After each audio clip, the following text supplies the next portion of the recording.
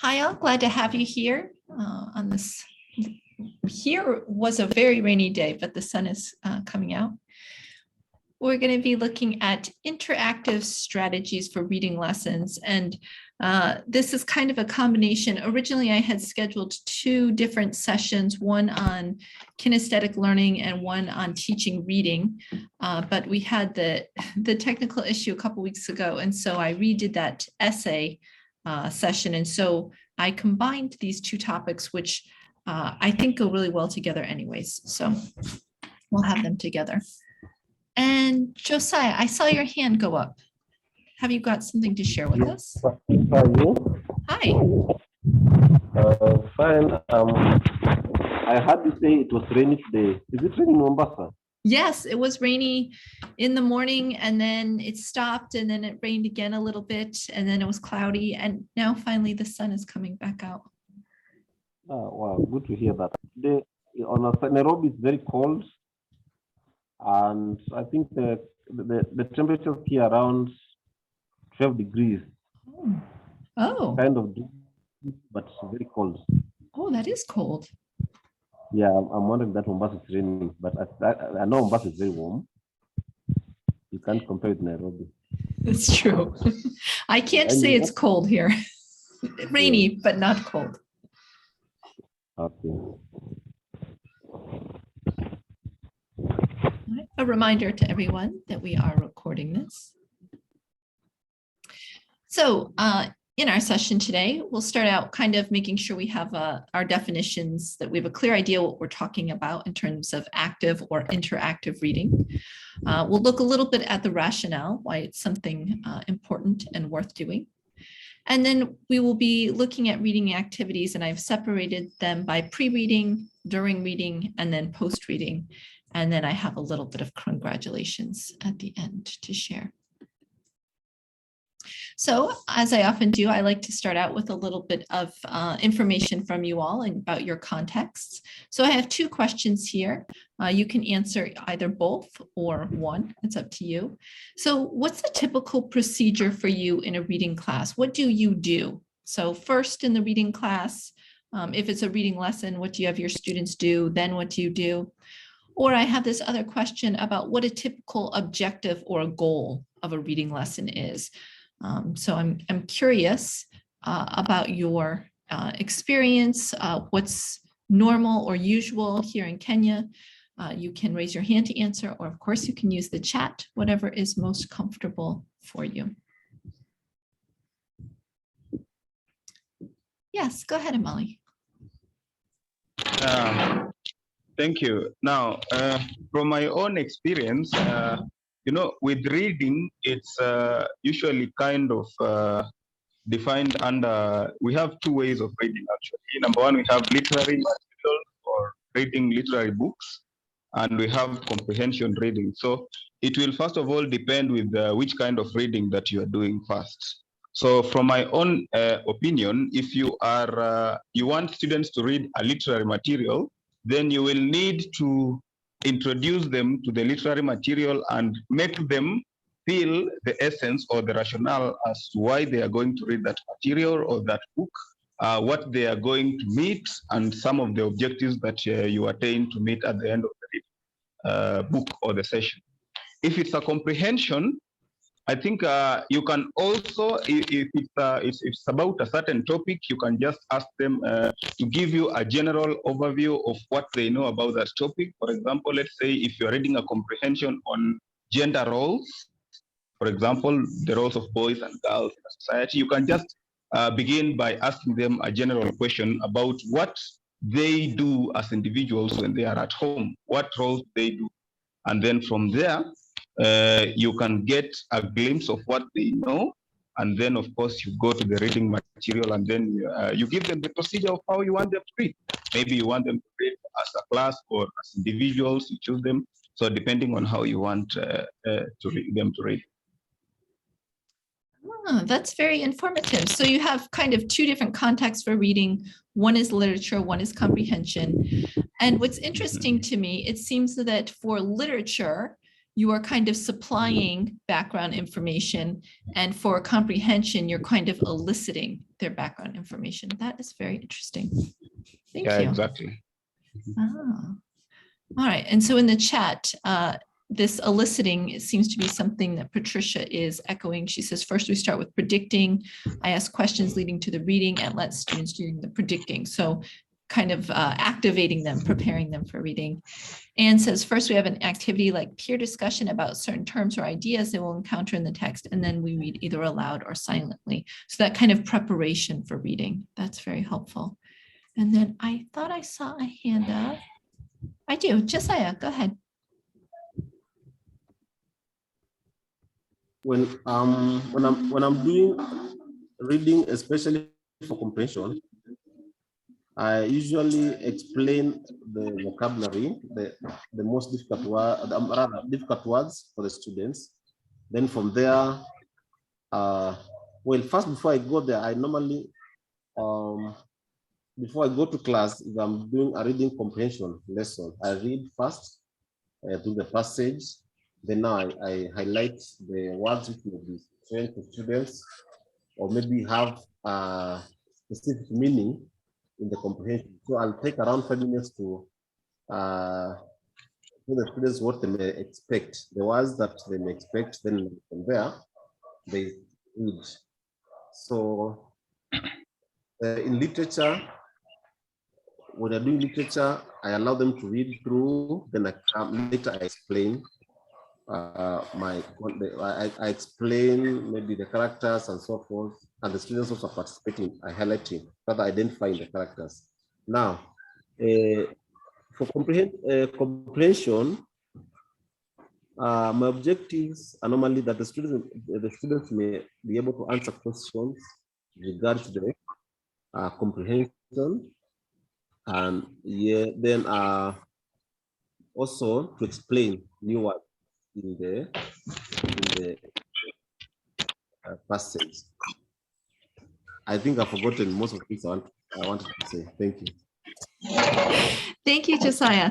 I like you mentioned something really important there, is that you prepare as well beforehand. So you don't just open up the book and say, okay, we're reading this. You go through and you look, you have an eye out for any vocabulary that might need to be pre-taught. I think that's important too, that we don't just rely, maybe our curriculum or syllabus says, okay, now have the students read this, that we should have a look at it first as well. I think that's a really important point. And then I see you're doing a lot of that kind of pre-work that some of the other participants have mentioned. Very helpful. Thank you. Okay, so a little bit of definition. What do we mean by active reading? And I've got this little guy here because he is active in one of the ways that I'm talking about here.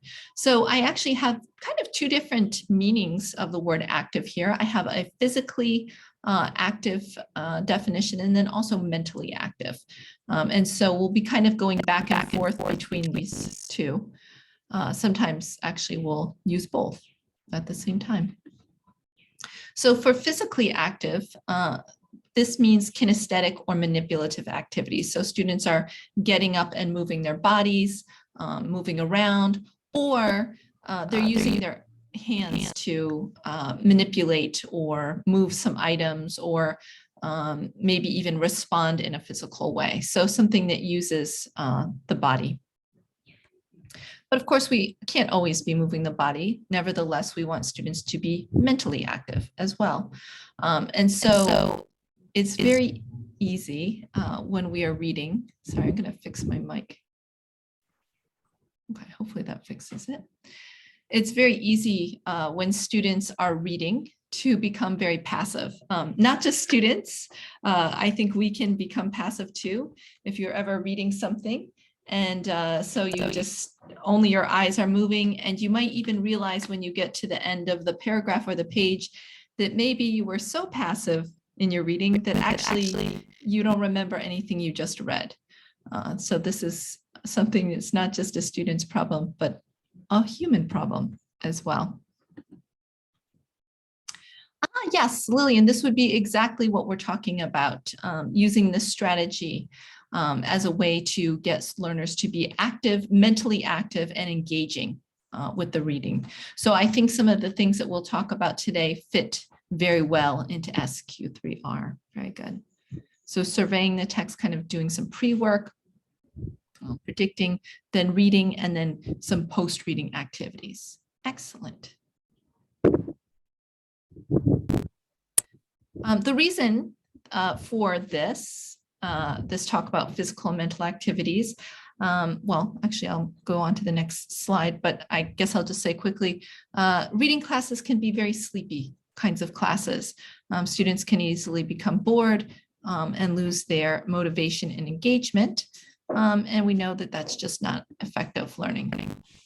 But moreover, research is showing that there's this old way of doing things where this kind of lecture-based approach where the teacher is giving all the information, the teacher is at the center, the teacher moves, and students sit there passively either listening or reading, that this is not an effective way of learning. Studies suggest that we need a multimodal approach, meaning that yes, we need to read, we need to listen, but we also need to be able to move around from time to time. We also need some social interaction, so some speaking or discussion, and that this is far more useful. When we move, the blood moves around in the brain, we make better memories, we retain better, we have better associations with what we've learned. And so this is something that my field, teaching English as a second language, has been talking about for years, but other disciplines are finally starting to catch up to it. So if we think of, I don't know, a history class where a teacher just lectures about history, even those kinds of classes are starting to rethink the way that they do things. All right, so we're going to look first at pre-reading activities. So what do we do before we start reading? And the main objective here, there can be many objectives, but generally the main objective, same thing in SQ3R, is activating schemata or activating background knowledge. So students have knowledge, sometimes they don't realize they have it, or maybe they don't have quite the knowledge we want, but we want them to get whatever's in their moving so that we can connect to that. So there's many ways we can do this. We can do this through different types of discussions, like the whole class, group discussions. We can do think, pair, share. I saw a lot of chat in the WhatsApp last week about think, pair, share. First, you think silently, you turn to your partner, you speak to your partner, and then after that, then you can raise your hand and share with the class, or just regular pair discussion. We can also do quick writes and quick draws. Is another way that we can kind of activate this schemata. So we're going to try quick writes or quick draws. For this, I suggest having a piece of paper and something to write with. You can use your phone if you want, but I think it will be easier for you to have a piece of paper and a pen or a pencil. And I have a prompt here for you.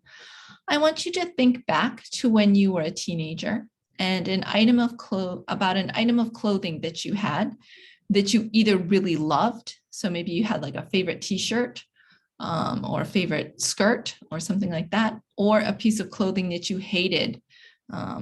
So maybe, for example, your mom bought you a new sweater, you absolutely hated it, but you had to wear it because your mom bought it for you.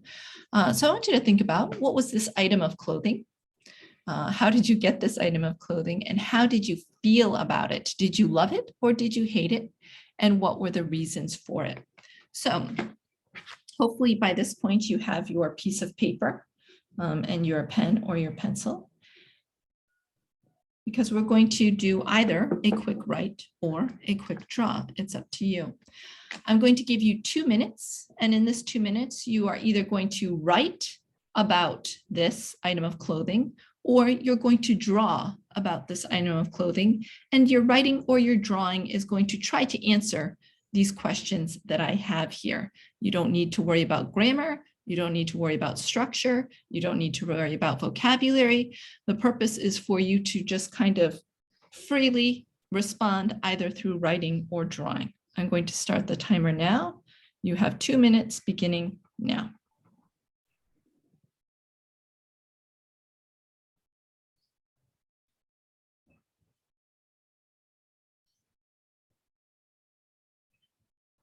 Go ahead, Amal. Yes, Mina. Mhm. I'm sorry, I've not gotten the questions. What are the questions? It's right there on the screen. Think about an Oh item my. of clothing that you either loved or hated. What was this Okay. item? How did you feel? Okay. Hmm.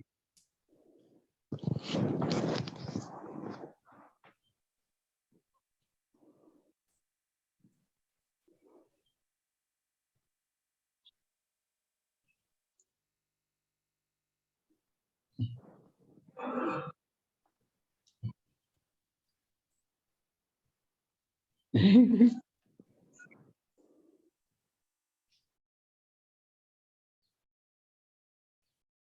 have 1 minute remaining for your drawing or your writing.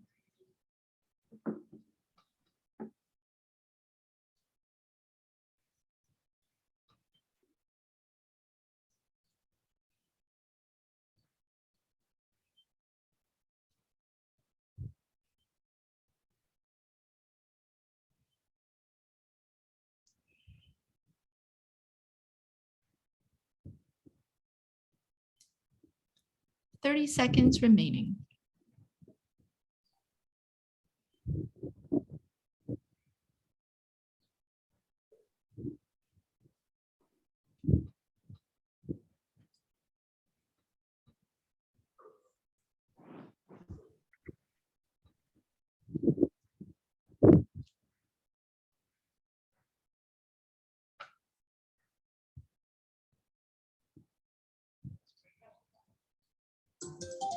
Okay, that is time.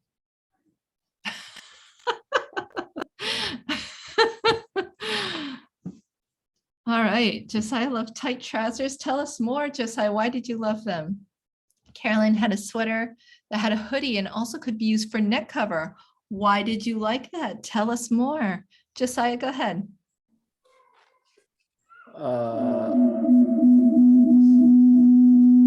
Sorry. Okay. Okay, I like, okay, during those times, tight trousers were the thing in the fashion. So I wanted to be like, well, following the fashion. Secondly, I think they looked good on me. And so sometimes, most of the times, parents were not for them. So the issue of resisting what they were saying was also fun. So I felt like I want to be independent. Thank you. Ah, yes, kind of exerting your independence. Mhm, that's understandable. Very much. Thank you for sharing. Go ahead, Amali. Yeah, from my case, it's quite different. I had an apron. My mother bought me an apron, and I really hated that because Wait, an apron? apron. It's like a full cloth, just one cloth, but it's like it's full. You don't need to wear any other thing. You just wear it alone. Oh, like a one. Okay, yes. Yeah, like a full one. And she used to force me to wear that because we used to play with that. So it was easy to wash from her side, but from my case, it was terrible. Why was it terrible? Was it not stylish? Was it uncomfortable? Yeah, it was uncomfortable, the first thing. Secondly, it was not stylish at all.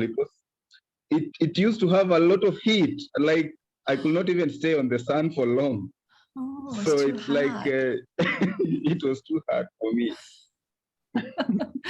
Oh, very good. Thank you for sharing. We can just all imagine that. Thank you. Go ahead, Carolyn. Tell us more about this sweater with the hoodie.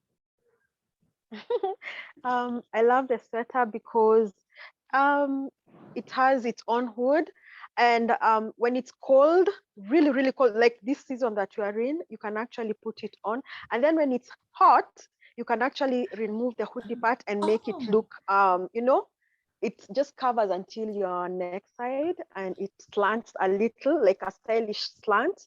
Oh. So that's why I love my sweater. It serves both. It's a multi-purpose sweater. Ah, I like that. I like Yes. that you can change it for the weather. Yes, yes. Excellent. Thank you for sharing. Irene, you hated dresses and you thought it made people look very old. I wonder if you still think this. Interesting. Nancy had an oversized Nike t-shirt she would wear everywhere and disappeared mysteriously. Maybe it was your mother. Oh, now you miss this shirt. Oh, that's the worst.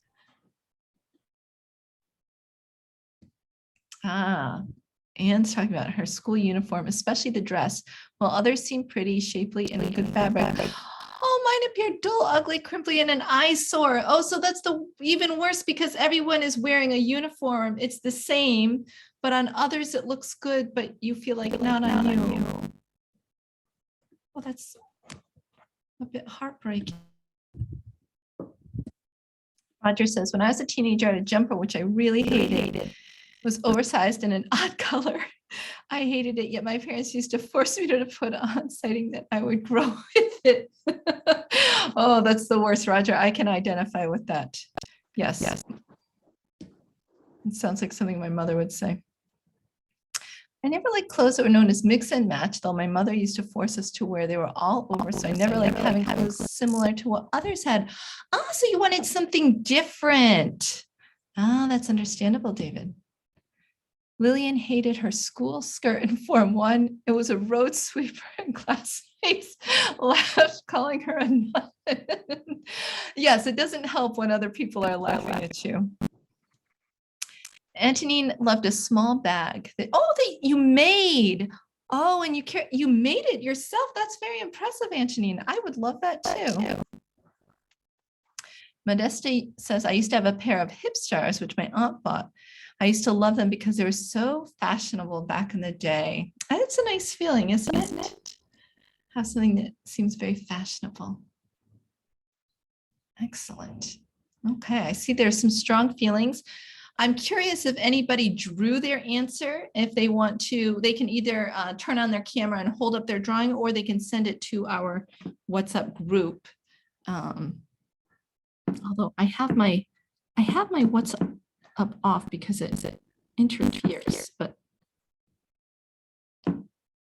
okay.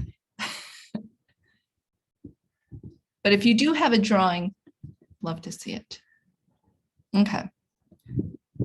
All right, so discussion is something that we often can do, but we can also do a quick write or quick draw. Although if I did a quick write or a quick draw with students, I would then have them share either in pairs or a group, so they have a chance also to talk. Talking is important. There are many people, for example, my husband, who don't have clear ideas until they come out of their mouth. And so talking is a strategy for achieving better understanding. All right. So the other thing we can do is discussions. I don't know why my voice is making those sounds. All right. So we can, as I said, do whole class discussions, group discussions, think, pair, share, or just regular pair discussions. We have a couple other things. Nancy Wambora had a skirt called Gilia fashion. My mother bought me for Christmas, so that day I wore it to church, and a priest preached very ill about it. About your skirt? Oh, that's so sad. That's interesting how just one person can make someone dislike something. Eunice says, I had one white dress. I hated it since my friends used to call me a pastor when I had it on. In fact, one day my aunt asked me who I was going to baptize. So even your aunt was making fun of you. All right, so discussions is a great way to do things. If we're going to have discussion, oh, I see, Amali has, has this thing. Oh, they're kind of cute.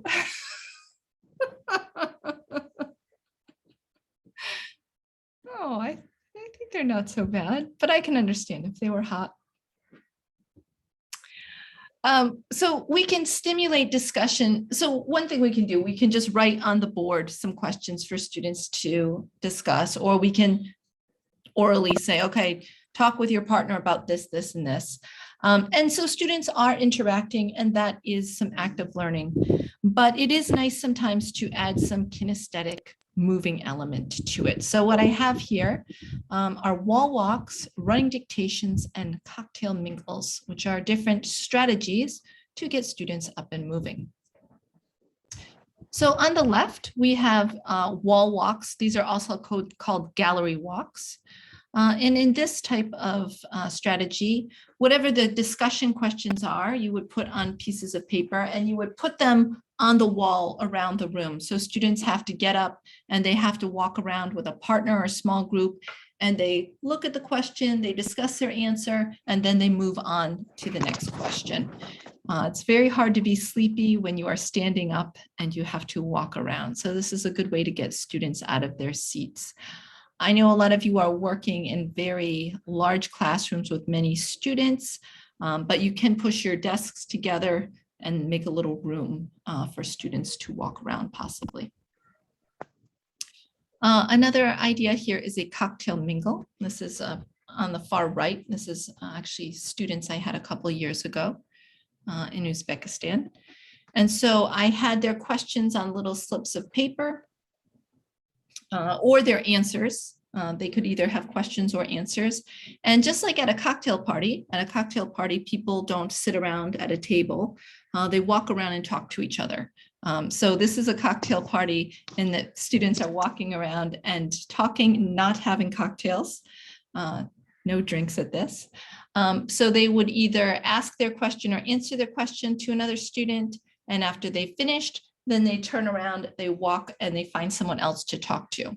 And so they're mingling around, talking to different students, not just sitting at their seats. And so I might give a rule and say, okay, after you've talked to 3 different people, then you can return to your seat. And then in the middle, I have what is called a running dictation, which some of you may have done. And actually, Nancy Wambura, I did something similar when I visited you with the YES students. So here students are working in a group, and one member of the group is the runner. And it is the runner's job to go and find out what the question is. So maybe I have written the question, maybe on a small sticky pad like this, and I've put it maybe on the wall or on my desk. And so nobody can see it from there where they are. So each group has to send a runner up. The runner runs up to wherever the question is. They have to look at it, read it, remember it. They have to run back to their group, and then their group will write down the question and discuss it. And then maybe they'll change runners for the next question, depending on the students and the class. And so these are just different delivery systems for getting the questions to the students, but encouraging them to move around a bit instead of just sitting there. So we're going to try a virtual version of this. I have never tried this on Zoom, so we'll try it and see how it works. I need 3 volunteers for this. So if you would like to volunteer to be my runner, and don't worry, because this is virtual, you don't have to up and move. If you're willing to do this, please raise your hand on your device, and that will be how I know that you are volunteering.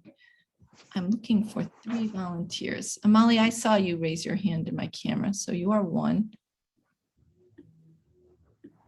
And ideally, I would like to have 2 more volunteers so that you all can support each other.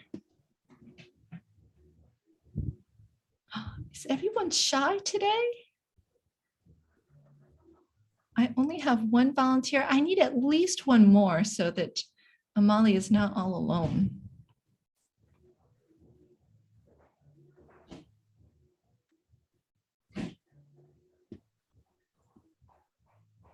No others? Florian, you look like you want to volunteer.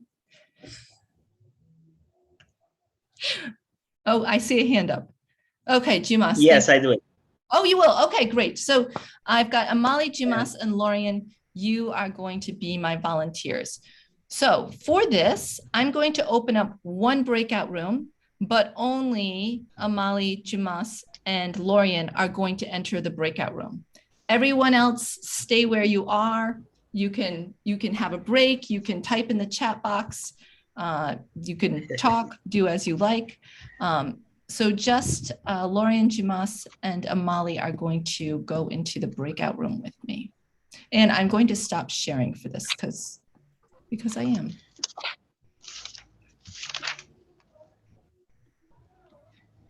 Okay, I have one breakout room, only Jumas, Amali, and Lorian. And then I will meet you in that room once you go in there.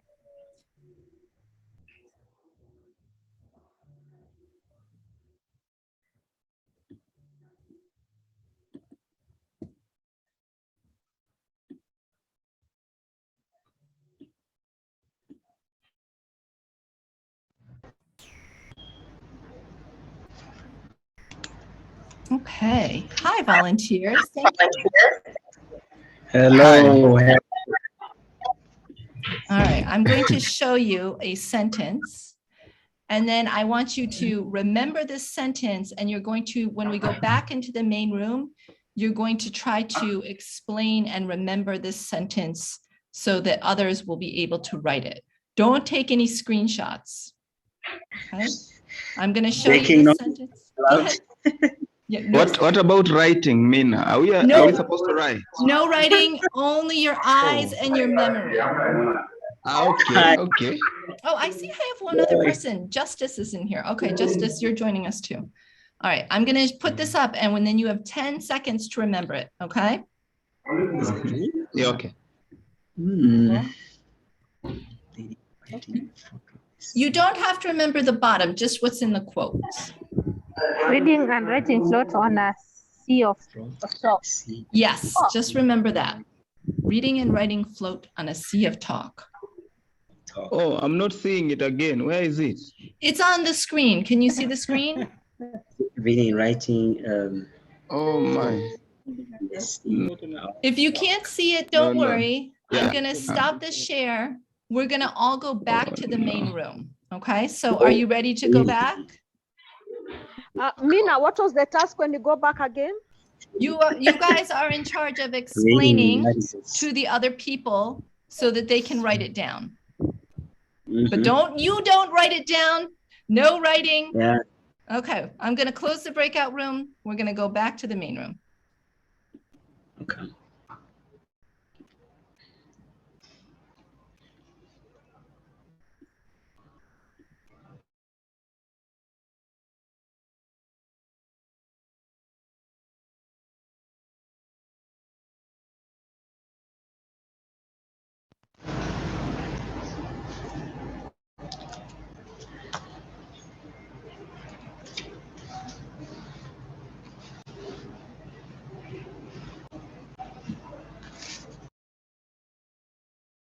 I'm muted. Okay. So the 4 volunteers, they have a sentence they want to share with you.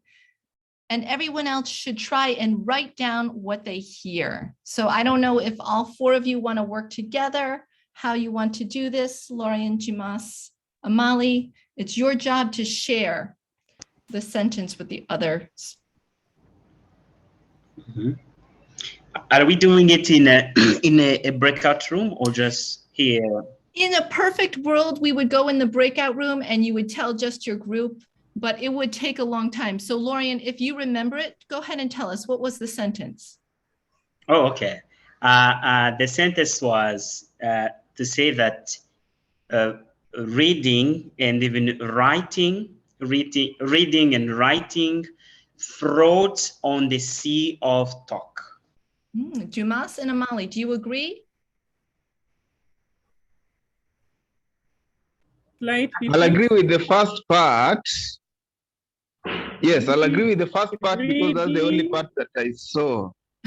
about reading, but the other part I did not see it because the screen could not share it very well. I'm sorry about that. That's But I fine. only saw the reading part. Okay, reading you and agree writing. with the reading part. Yeah, sure, I do. Okay. And Jimas, what do you think? Reading and writing afloat on a sea of talk, something like that. Mhm. Good memories. So if we were in a real classroom, your groups would write it down. We would make sure it's correct, and then I would have you all discuss it. And I would say you guys did a great job. Reading and writing float on a sea of talk, meaning that if we're going to have successful readers and writers, they do need to be able to talk. That talk is kind of this basis that support our reading and writing skills. So it may be hard to imagine how that would work in a physical space. So I'm trying to give you a little idea of it. Thank you, volunteers. Thanks. All right, so we've done some different pre-reading activities, and so now we're moving on to reading. This can be a little tricky because essentially if we're reading, we pretty much, it's hard to move around and read. It's hard to talk and read at the same time. And so this can be a tricky area to have active reading. But we want to also think about being mentally active as well. So we have some different things here. We have read aloud, think aloud, underlining, and annotating. And this is more having to do with that mentally active reading. I will also say that these three things are all related, and you'll see how in just a minute. So we're going to focus first on this idea. I call it read aloud, think aloud. I think it has some other names. But before we go into this, I will say if you have a shorter text, there are ways to incorporate physical activity. If it's short paragraphs, you might, again, consider putting them up on the wall. And so students have to go up and read them up on the wall. I would do it for shorter text, not longer text. Otherwise, if it's a long text, they'll start, oh, teacher, I'm tired. Can I sit? They'll start complaining. Or if it's a really short text, you can also have them write the text through a running dictation. But we're going to focus on this read aloud, think aloud. So with read aloud, think aloud, the teacher reads the text aloud and pauses from time to time to let the students voice questions or thoughts. In fact, the teacher will elicit questions from the students. This is the teacher reading aloud rather than the students reading aloud. It is good to have students read aloud from time to time, but it's also important to remember that usually when a student is reading aloud, they are not comprehending what they're reading. They often feel nervous to get all the words correct, to pronounce them correctly. They're thinking about how they sound. And so they are not really usually understanding what they're reading very well. And so if we're working on comprehension, we usually don't have the student reading aloud. And certainly I would never have a student read something aloud and then answer a comprehension question, because they're the person who probably least understands the text. The questions that students ask can be specific. So they could be factual questions related to the text. They could be more open-ended questions, asking, predicting what they think will happen next. Or they can be questions about meaning. They can be asking about vocabulary words. Any kind of question basically is fine. So in this way, we're kind of almost like having a dialogue with the text. So there's some text, and then there's some questions, and then there's the text and some questions. And so the students are interacting with the text. So we are going to try it.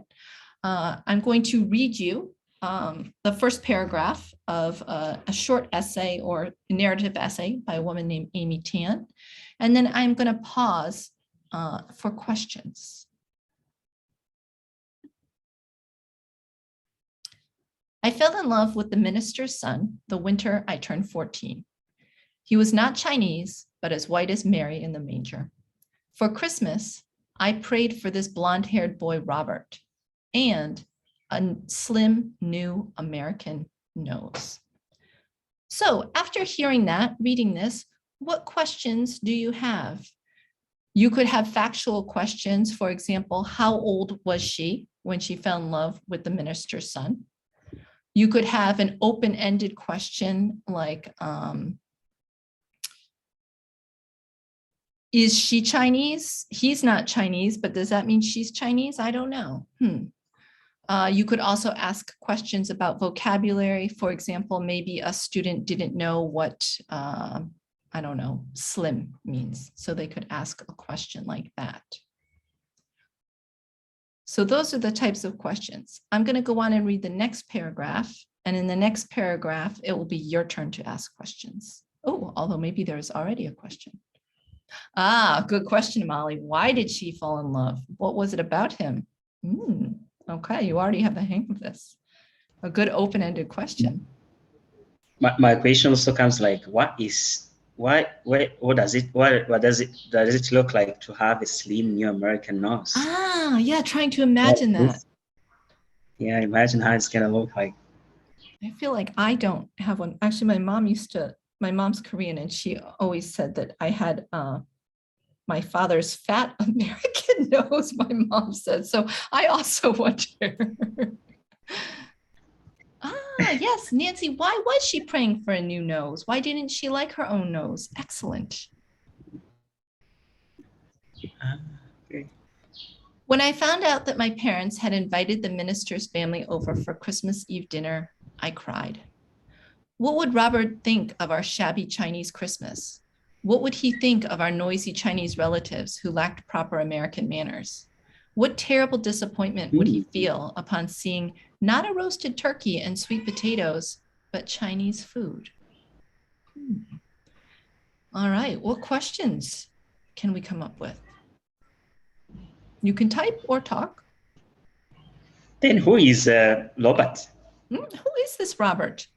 This blonde-haired boy that she's in love with. Okay, that's very good.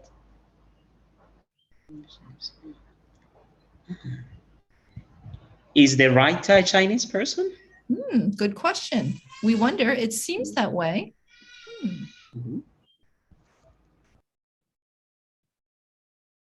Yeah, what does this food look like? Good. Go ahead, Josiah.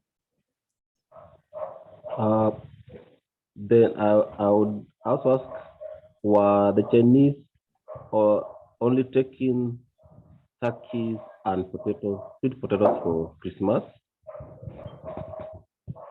Yeah. Why aren't they having these things? Why are they having this other food? Good. Ah, the reason for the crying, was it anxiety or happiness? A happy crying or sad crying? Why was the writer concerned with what Robert thought of her and her culture? Yeah, she seems really hung up about this. Was the writer scared of Robert? That's true. Is she scared? Good. What was served for Christmas? Yes, Chinese food, but what is it? Ah, yes. How old are they? How old are they? Yes, very good. Because she's talking about her parents. She calls him a boy. Lillian, good question. What are the proper American manners that these people don't have? Oh, why is the writer unhappy about being Chinese? Very good, Fancy. Was the Excellent. writer dissatisfied with her tradition? Yeah, why? What these kind of hangups with tradition and culture? She seems a bit embarrassed. Excellent. Okay. So we're going to move away from this, but don't worry, some of your questions will get answered in a bit. What can we say about American food? Very good, Roger. Can I ask another question? Yeah, go ahead. Sorry. No, go ahead. I was asking these questions like what a kind relationship between the Chinese culture and American culture. Seems like yeah, there seems to be some tension there. So we wonder. Is this normal? Is this just Amy? What's Mhm. going on here? Good, very good. Oh, see, active readers. Excellent. All right, we're going to come back to this. So we were talking there about read aloud and think aloud, right? So the teacher is reading, pausing, students are asking questions, basically they're thinking. The next step up is underlining. So the objective here is, again, interacting with the reading, but we're actually scaffolding learners towards annotating texts. So again, with scaffolding, we start easy. So the first time I have students underline while reading, or active reading while underlining, I give them specific things they should underline. So for example, I might tell them to read and underline the main idea, or read and underline the characters' names, or read and underline new vocabulary.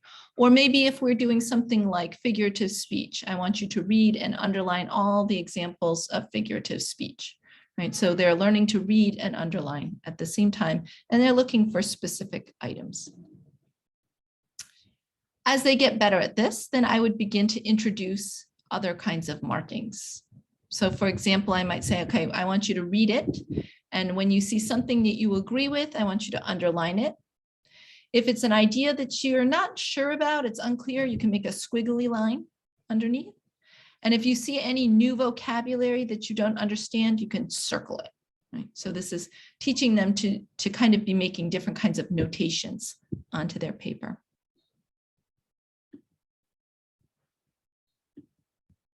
And so now we have the next paragraph here. I'll read it to you first, just so we're on the same page, and then we're going to do some underlining. On Christmas Eve, I saw that my mother had outdone herself in creating a strange menu. She was pulling black veins out of the backs of fleshy prawns. The kitchen was littered with appalling mounds of raw food, a slimy rock cod with bulging eyes that pleaded not to be thrown into a pan of hot oil. Tofu, which looked like stacked wedges of rubbery white sponges. A bowl soaking dried fungus back to life. A plate of squid or calamari. Their backs crisscrossed with knife markings, so they resembled bicycle tires. So this is the food that's being served. So you have your annotation device on Zoom. There's a little pencil that says annotate underneath it. If you can't see it easily, you might try pressing the button that says more, and hopefully your annotation tools will come up. So if there's any ideas here that you agree with, or you feel the same, or it's something familiar to you, you can underline. If you see any ideas that are unclear to you, you're not really sure what she's talking about, or you want to know more, you can put a squiggly line. And if there are any vocabulary words that you don't know, you can circle them. So I encourage you to go ahead and make some annotations on this paragraph. When you hit the annotation button, you'll see kind of some choices. And I suggest, yes, good job, Fancy, hitting the draw line. The draw line will allow you to draw. And feel free, you guys can make a mess on here. It's not a problem.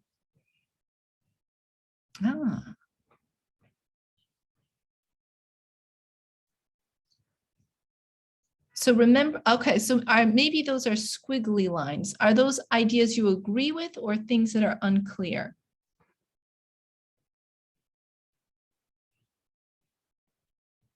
Okay, so squid is calamari, same thing as calamari.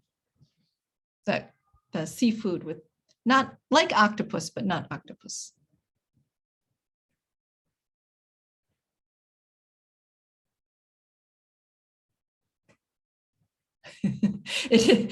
Fancy agrees that it is a strange menu. I agree too. It sounds delicious, but it's not what I would have for Christmas. Rock cod is a type of fish.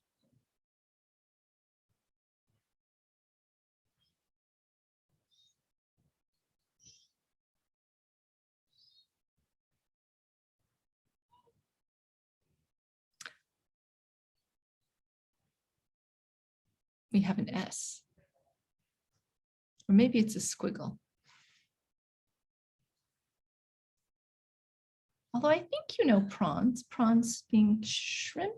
Although maybe prawns are just common in by the coast, Mombasa. They're those like little seafood things. Dried fungus back to life. Fungus is mushrooms, so like dried mushrooms. So she's soaking the dried mushrooms in some water.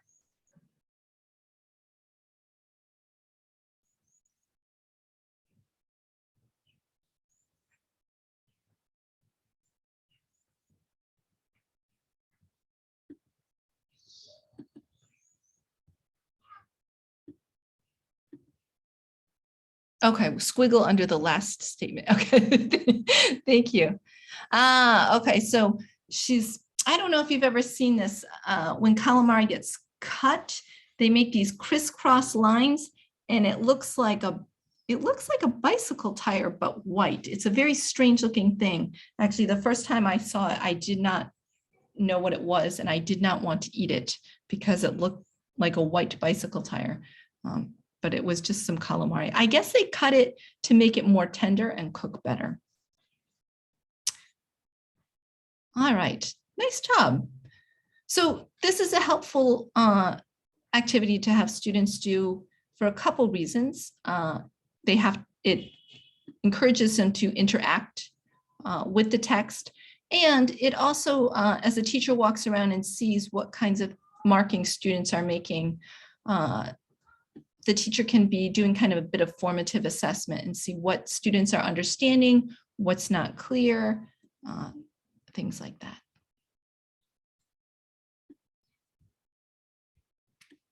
All right, so as mentioned, ideally we're working up to annotation. So annotation is when we have a text, we might underline things, we might circle things, we might make some notes in the margin.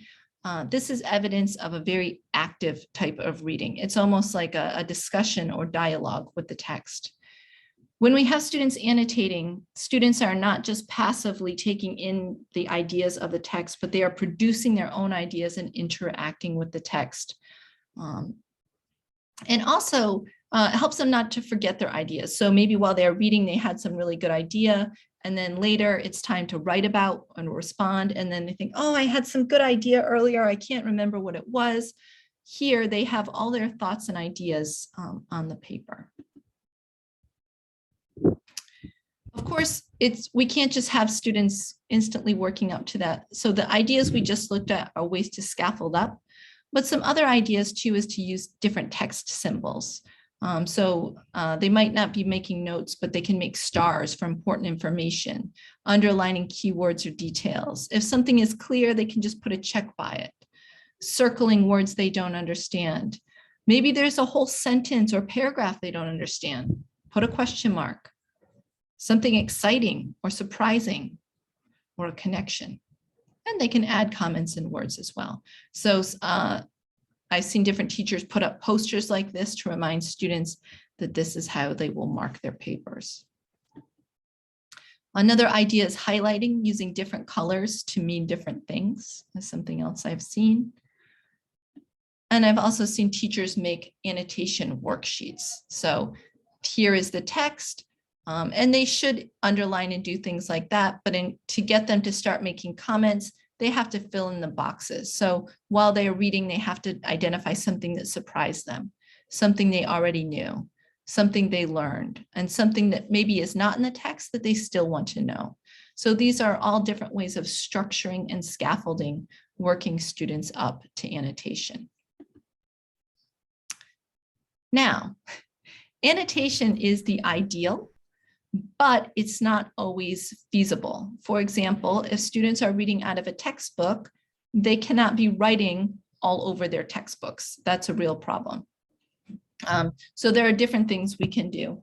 One thing we can do is use Post-its or something like that that we can stick into the book, and they can make their little notes there. If you have different colors, I've done this, put a pink Post-it next to something new, put an orange Post-it next to something you don't understand, something like this. If you have handouts, something that you've printed, but I know a lot of you have 70, 80, 90 students. And so First of all, they'll probably have to share, and also maybe you don't want them writing all over the paper because then you can't use it again. So something else you might consider is getting these plastic sheet liners, putting the paper into something like this, and with a dry erase marker or marker, they can write on the outside, they can do their underlining, but then they still have a clean piece of paper, and you can use this for other classes and other lessons instead of wasting paper. So some ideas to make it a little more practical. In a perfect world, every student would have their own paper and they could mark away as they want to, but the world is not perfect. Before we go any further, I just want to show you one more strategy that is completely different. It's called jigsaw reading. And again, this is something that's I've never done virtually. It's something I've done in a physical classroom. So I'm going to try to explain how it goes in a physical classroom. And then we'll try doing it virtually. We'll try a simplified version. So this is the procedure of jigsaw reading. So let's imagine you have a text like this. And so you're going to divide it into different parts. Let's imagine I'm going to divide it into 4 parts. So I would probably cut this paper into 4 paragraphs, 4 different paragraphs, something like that. And so since I have 4 paragraphs, then I would have 4 groups. And then each group will get one of the paragraphs. These groups that each are sharing a text, these are called expert groups, because when they're done reading the text, they will be experts on their text.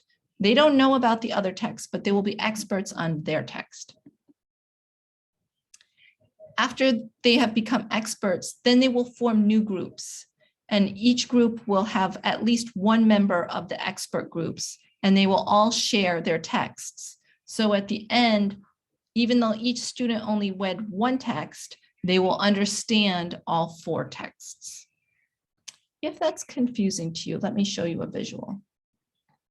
Then they will be ready for their post-reading activities. So let's imagine I give one text to this group. I give another text to this group. So let's say this is paragraph 1, paragraph 2, paragraph 3, and paragraph 4. So these groups, they're all reading paragraph 1, they're all reading paragraph 2, they're all reading paragraph 3, and they're all reading paragraph 4. They read it together, they discuss it, they make sure everyone in their group understands their text. They are experts on their text. Once I'm sure that they are experts on their text, it's time to make new groups. And so we see that each new group has one member, at least one member from the old group. So now I have the full text because I have text 1, text 2, text 3, text 4 in each group. And now they're going to share. So for example, from the blue group said, I read paragraph 1, it's about blah, blah, blah, blah. And then this guy says, I read paragraph 2, it's about blah, blah, blah. And they share their ideas. Of course, our classes never quite work out like this. Probably the groups will look more like this because we never have exactly the right number of people. And that's fine. We might have many more. So maybe I have 2 greens, 2 blues, 2 oranges, or more. That's totally fine. They can support each other in explaining. Okay, we're going to try this. So we're going to go into breakout rooms. If you are in an odd numbered room, it's like 1, 3, 5, then you will see in the WhatsApp group, I sent it at the beginning of class, and I think there's been a couple messages since then. So just scroll back a little bit. Actually here, I will reshare it so that it's fresh in the group. Okay, so those with odd numbers are going to read text A, which it doesn't say text A. Okay, so you're just going to read the first one. Sorry. And then those who are in the even numbered groups are going to read text B, which is the second one. So in WhatsApp, you'll see there are 2 paragraphs. A is the first paragraph, B is the second paragraph. So you're going to read your text. Everyone in your room has the same text as you. After you're done reading it, you're going to talk about it. and you're going to summarize what happened in the text and how do the characters feel. I'll tell you, it's a continuation of the story we've been reading about Amy and Robert with the slim nose and the Chinese Christmas. Any questions about what you should do?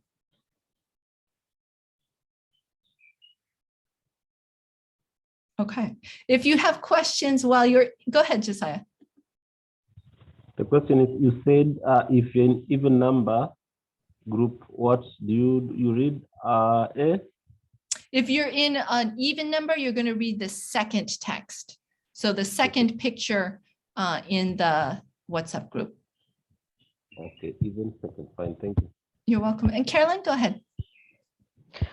When you say summarize the actions and feelings of the characters, are you supposed to say exactly what is in the text, or according to how you feel is being the content is presented? I would try to stick with what the text actually says, but I think when you talk about the feelings, some people might have different ideas about the feelings. Some people might say, no, she did that because she's happy. And some people might say, no, she did that because she's embarrassed. So I think for the actions, you should stick with it, with what's in the text, but for the feelings, I think you have to kind of add your own interpretation. Does that make sense? Yes, Okay. thank you. All right, so there are 6 rooms with 4 to 5 people each in them.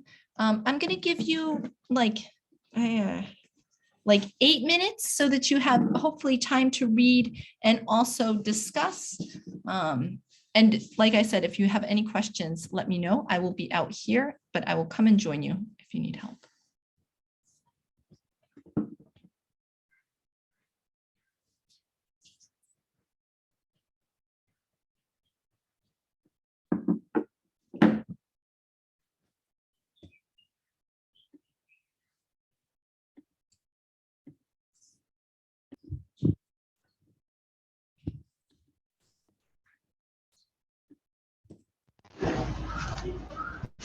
Okay, so everyone is back. Now, we're going to go back into breakout rooms, but they're going to be different. Unfortunately, I can't, in a perfect world, I could move you all. I would know where you were, and I would be able to make sure everyone is in the correct room. Hopefully this will work out. I'm going to remake the breakout rooms, but it will be random. Hopefully in every room, there will be someone who read the A passage and someone who read the B passage.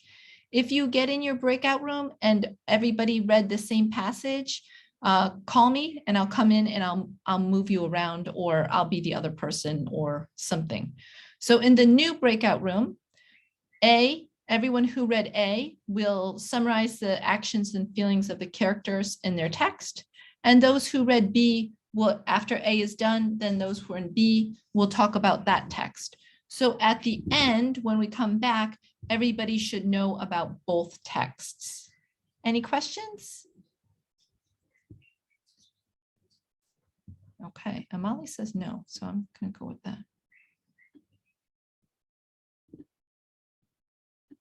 All right, I'm only going to give you 5 minutes because of time. So do your best. I'm going to open up all the rooms and you'll see that hopefully there'll be a little, hopefully it will work out that you have both A's and B's.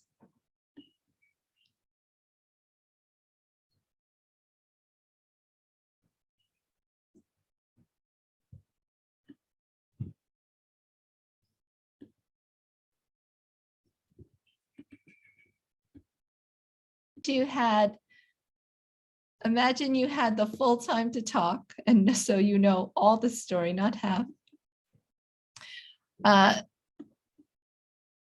Then we would move on to the post-discussion activities. Before we move on to that, just a couple things I want to say about jigsaw reading.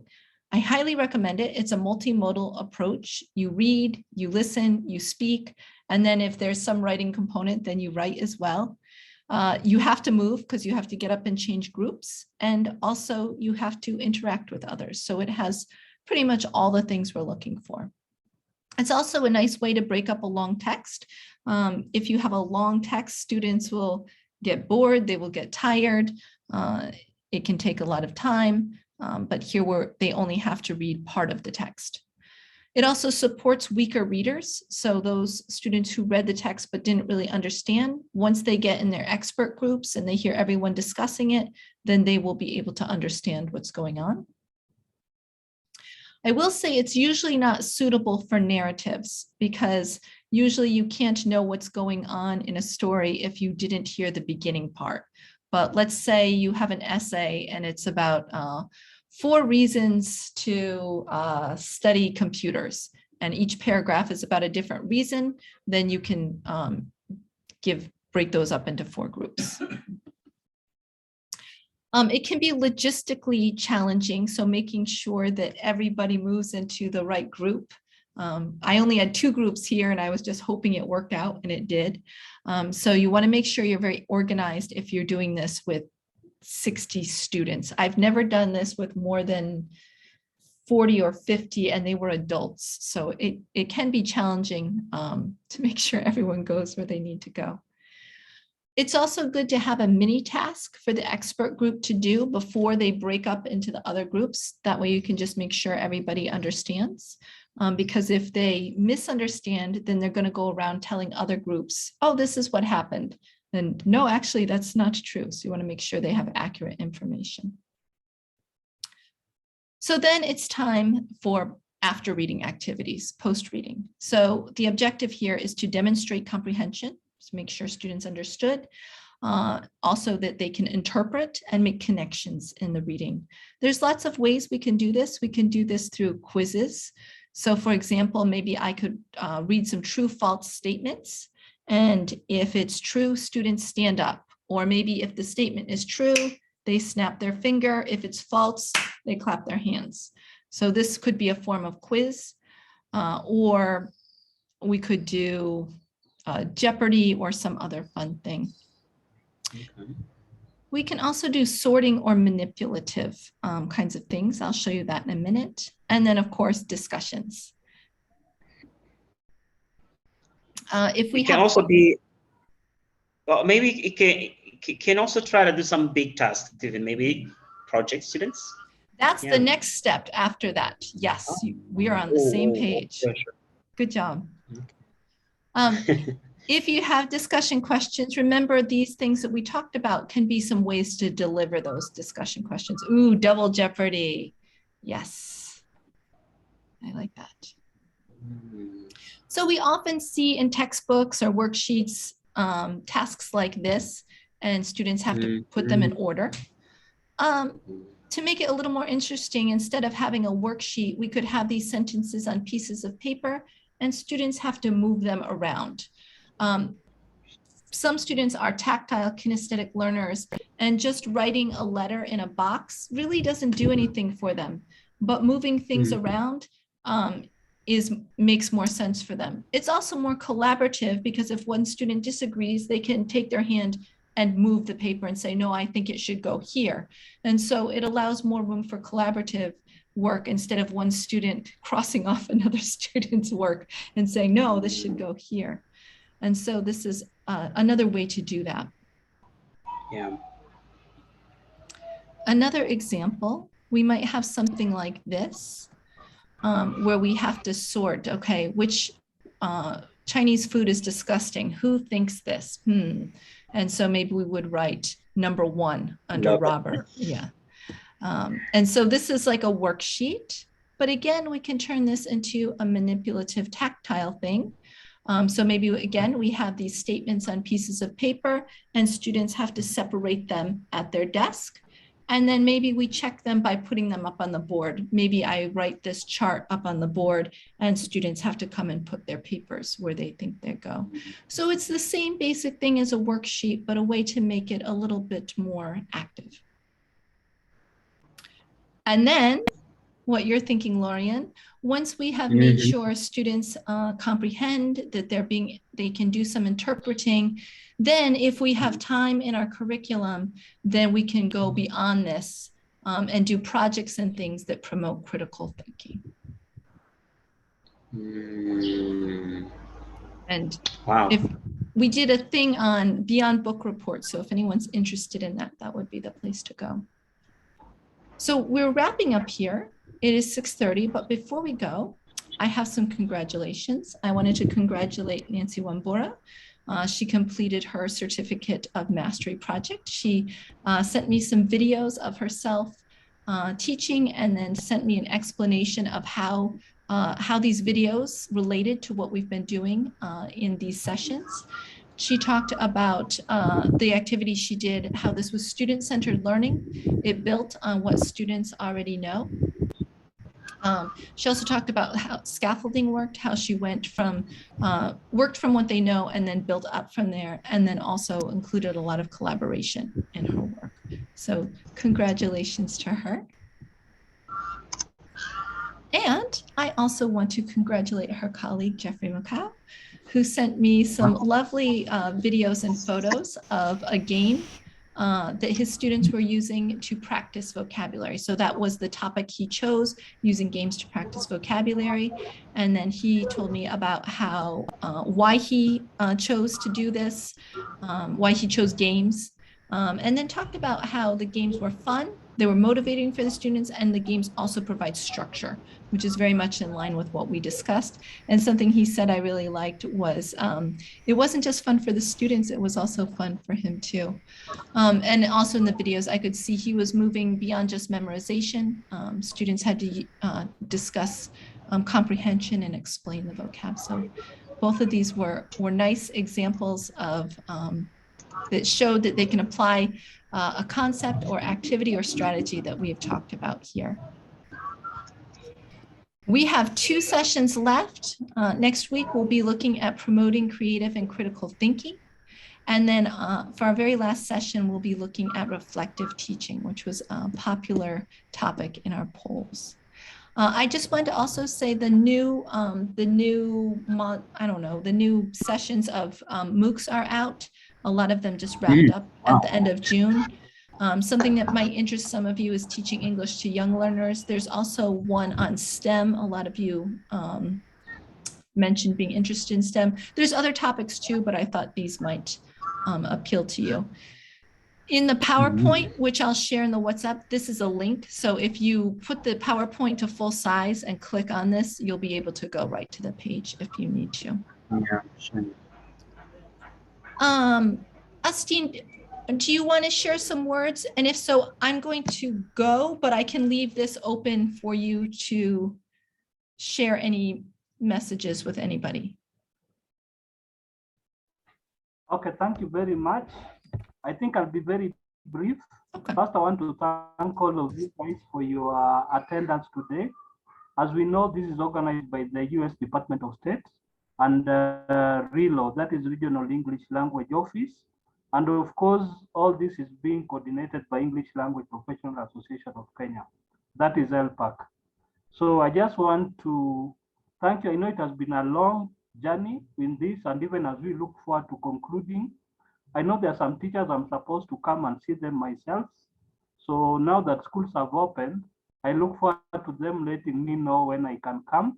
And then don't worry, we don't have to see all of you guys. So if you can do a reflection and all that, we can still allow you to do that. You can just reach out to me or Mina, and then we can guide you on how best you can be able to do that. So I want to thank you all. And registration for LPAC is still open. So I'll be sharing a link that you can use to register, and also the account details, so that we can continue in this great journey. Thank you very much. Thanks all. Have a great night. See you soon. And I will share this, but it won't be right now. Look for it either later tonight or in the morning.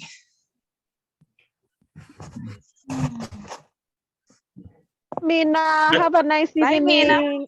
Thanks Bye, all. everyone. Would it be share on Okay, bye. On share WhatsApp. on the East Africa? I mean East Africa. Yes, I will make sure to put it on the East Africa group. Yes. Bye, Sure, sure. everyone. Bye. Bye. Bye. Okay, Bye. bye. Nice meeting. Goodbye. Nice seeing you Goodbye. guys. Have a nice evening.